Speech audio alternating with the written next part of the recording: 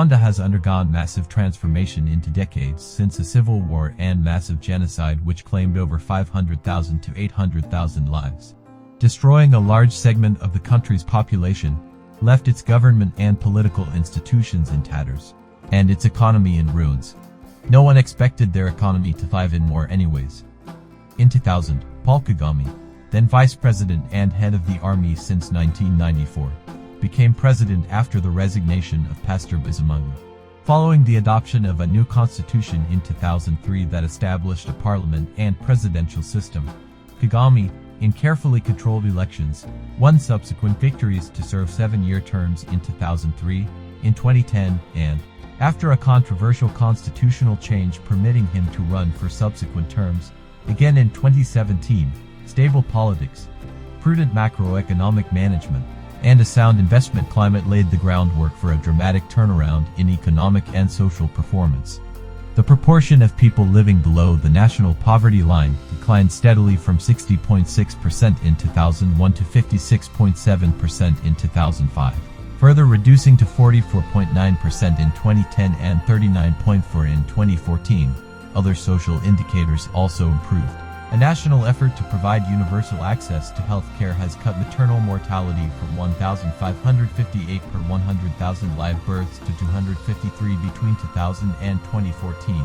Infant mortality was cut in half. Besides poverty reduction, the government of Rwanda pursued inclusive growth policies, resulting in a modest reduction in inequality measured by the Gini coefficient, from 0.52 in 2006 to 0.49 in 2011.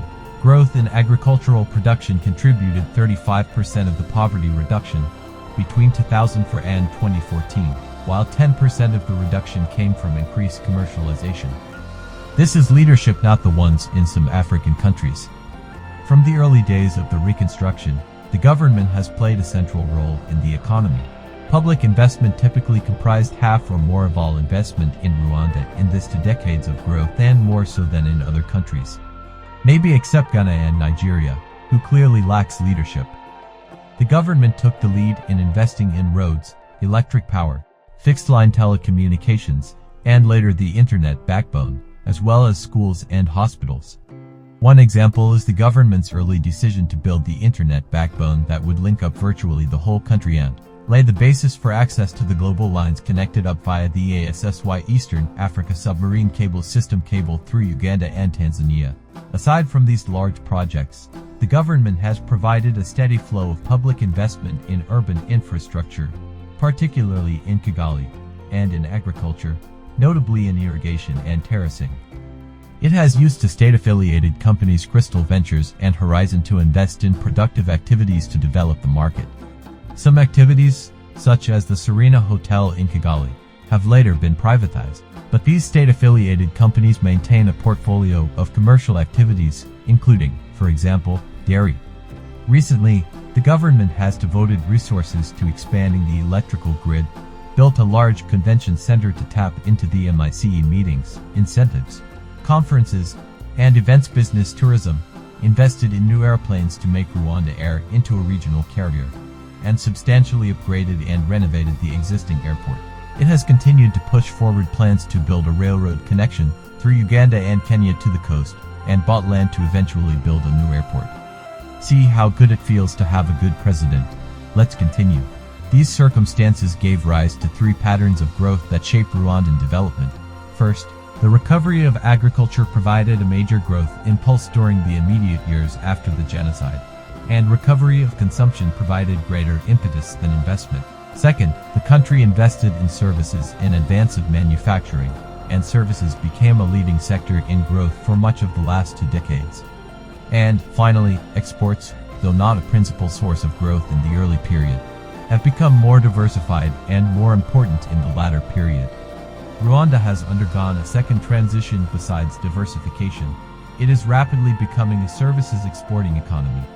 Today, about half of its total export earnings come from services.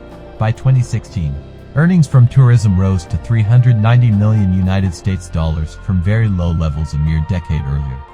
Overall tourism receipts have grown by over 20% annually over the last 10 years. At the center of the government's industrial and trade strategy is an effort to diversify the economy, create new activities, and add value to traditional products.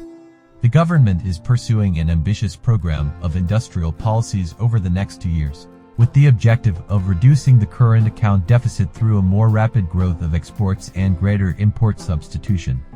Medium-term policies are designed to promote exports and reduce imports in several sectors: textiles, garments, and leather industry, agriculture, export crops, agribusiness, construction, livestock, wood industry, minerals, tourism, and ICT.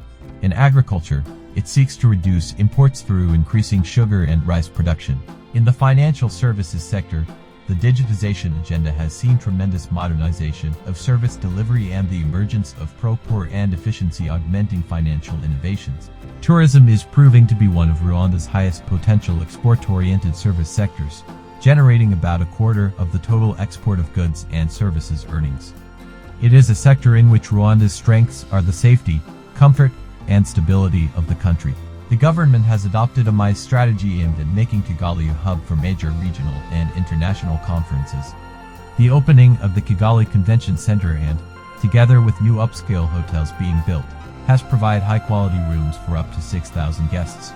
To promote tourism, it has invested heavily in the national airline, RWANDA, including the purchase of 2 Airbuses.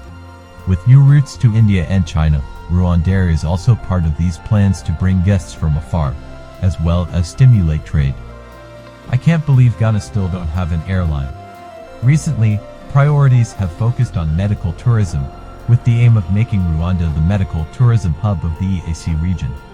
Investment in high-class and specialized hospitals like the Rwanda Military Hospital RMH, where patients from the EAC region and beyond could come for high-quality medical services, is expected to boost medical tourism in particular, and generally increase tourist arrivals and revenue.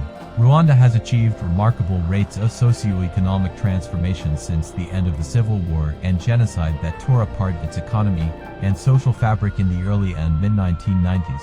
Recovery and development processes have for long been based upon building sound political and institutional structures to foster unity and reconciliation in a once highly fragile state. A country which just recovered from a civil war to grow with such an unimaginable speed, that is what we call good leadership.